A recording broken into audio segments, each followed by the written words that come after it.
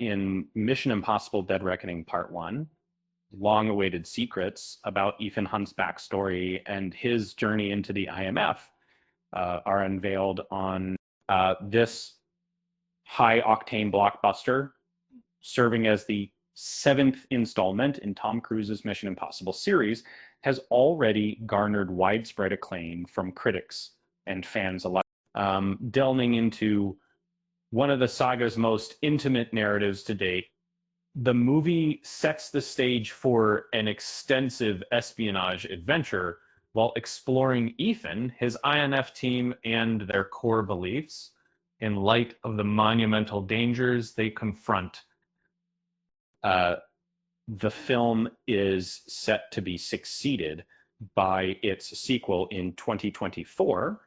The original Mission Impossible movie doesn't waste any time. It dives headfirst into action with minimal explanation about what the IMF is all about. Initially, the film series wasn't particularly character-driven, but rather emphasized its spy storyline and the exceptional directorial work of Brian De Palma in 1996. Over time, as the franchise evolved towards more action, it started to delve deeper into the characters and their interactions. For the first time, Dead Reckoning delves into Ethan Hunt's past and the friendship that forms the backbone of the INF. Everything known about Ethan Hunt's life before the INF.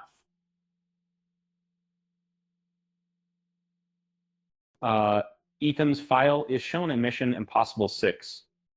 Before the movie Mission Impossible Dead Reckoning, Ethan Hunt had a history that was developed from details found on DVD bonus features of the original Mission Impossible and a file shown in Mission Impossible Fallout.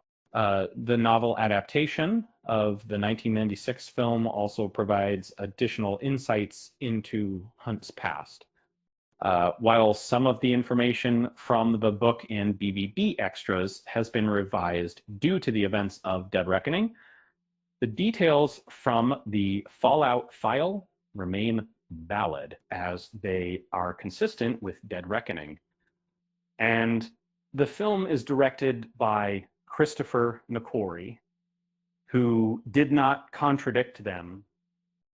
In the document, it's disclosed that Ethan Hunt was born on August 18th, 1964, in Madison, Wisconsin.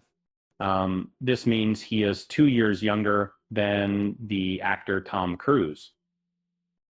His parents were Margaret and Nathan Hunt, and he had a stint in the U.S. Army before attending the University of Pennsylvania for both engineering and international relations.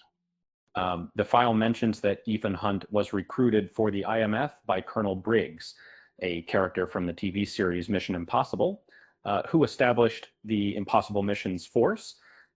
However, the movie Dead Reckoning offers a new account of how Ethan Hunt came to be part of the IMF, altering the original storyline. Why Ethan Hunt became a spy. Was Ethan Hunt a criminal? In Mission Impossible Dead Reckoning Part 1, we're introduced to two significant figures from Ethan Hunt's past. Gabriel and Maurice, scattered throughout the movie, are cryptic glimpses of an event involving them, but their meaning is obscure. Through these brief moments and Ethan's conversations with Grace near the film's end, it can be deduced that Ethan chose to join the IMF after Gabriel killed Murray, the person deeply important to him, and was presented with the option by Eugene Kittredge, either go to prison or become a spy. The movie suggests strongly that Ethan Hunt was exceptionally adept at criminal activities However, it's plausible that he also served in the U.S. Army, which could explain his unwavering dedication to duty. Interestingly, Ethan possesses a strong sense of moral integrity, an attribute seldom found among criminals. It's speculated that the tragic death of Marie might have set Ethan on a journey towards redemption, fostering his growth into a heroic figure across all films. In the Mission Impossible series, Ethan Hunt's backstory wasn't crucial initially, but since it's been introduced, there could be a need for further explanation to make the emotional impact of that event stronger and establish Gabriel as a formidable adversary. It would be great if Mission Impossible: The Final Reckoning delves deeper into Ethan's criminal background to accomplish this goal, who Marie is and why she's so important to Ethan. The loss of Marie informs Ethan's later relationships. In the latest Mission Impossible movie, we don't learn much about Marie's specific role, but she appears to have been significant to Ethan Hunt. While there were hints of a romantic connection, the film also emphasizes Ethan's deep bond with his friends. So throughout the series, Ethan's love interests have fluctuated. The storyline for Julia was wrapped up in Mission Impossible Fallout, which was first introduced in Mission Impossible 3 and then set aside for the following 2 films.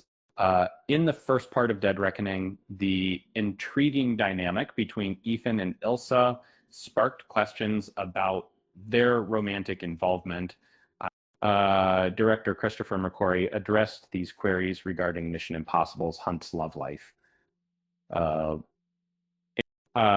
Here's what McQuarrie stated, offering a possible explanation for the character Marie 1.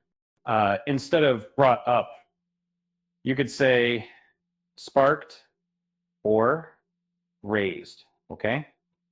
To appeared fish, instead of, quote, causing director Christopher McQuarrie to weigh in on Hunt's romances, you could say prompted McQuarrie to discuss Hunt's romantic relationships. 3B, instead of had this to say, you could use made the following comments or offered these insights. 4, instead of which could give some context to who Marie is, you could say that might shed light on the identity of Marie. In our storyline, the nearer one comes to him, the greater the risk becomes.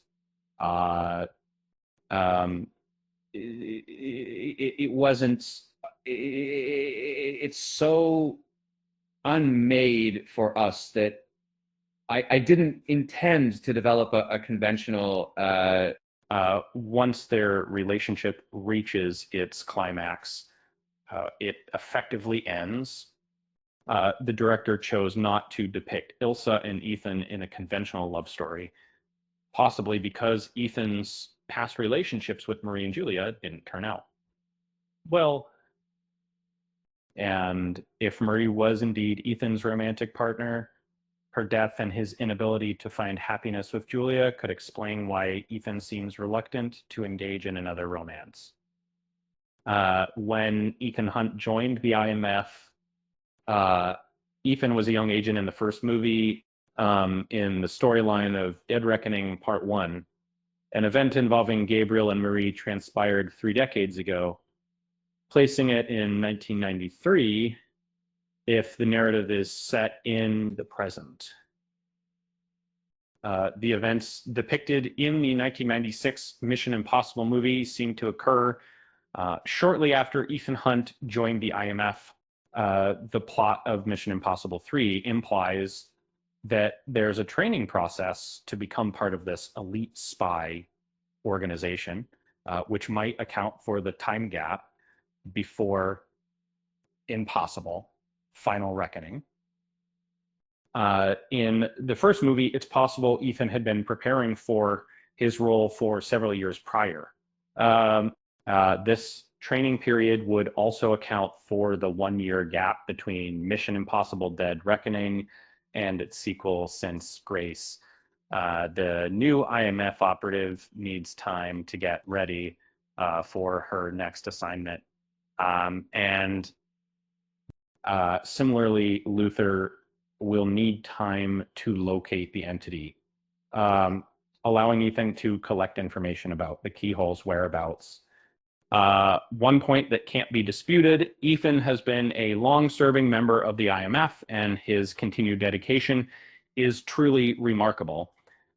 How Ethan's past has impacted Mission Impossible movies.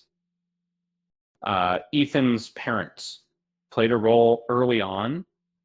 Although Ethan Hunt is incredibly devoted to his friends and family, he maintains a private life. Nevertheless, some clues about his personal life beyond the IMF have been sprinkled throughout the series. And the initial film in the franchise unveils aspects of Ethan's background, particularly concerning his parents. In this case, it is revealed that Ethan's father passed away due to an illness, leaving his mother and uncle with significant medical expenses. However, after the hunt for the IMF mole, large sums of money mysteriously appeared in Ethan's mother's bank account, implying that Ethan might have been the mole who leaked. And Ethan secrets, and secondly, the rest of the editors seemed in the government leaked. And in the film, Ethan's mother and uncle are apprehended on drug dealing suspicions, apparently an underhanded tactic by the International Monetary Fund to coerce Ethan into revealing himself. However, this scheme fails to drive him out of hiding. A final conversation with Luther at the end of the movie suggests that the legal issues have been resolved, but it is subtly suggested that his family remains oblivious to the thought with this clandestine activities within the IMF.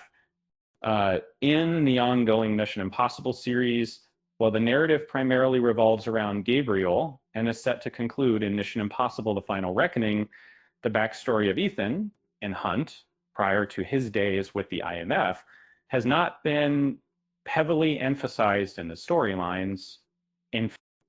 However, there are significant events that occur between movies that shape the sequels and Hunt's motivations. For instance, he knew Sean Ambrose before Mission Impossible 2, trained Lindsay Ferris before Mission Impossible 3, and orchestrated Julia's death prior to Mission Impossible Ghost Protocol. It appears that the upcoming Mission Impossible film will delve deeply into Ethan's past to tie up loose ends.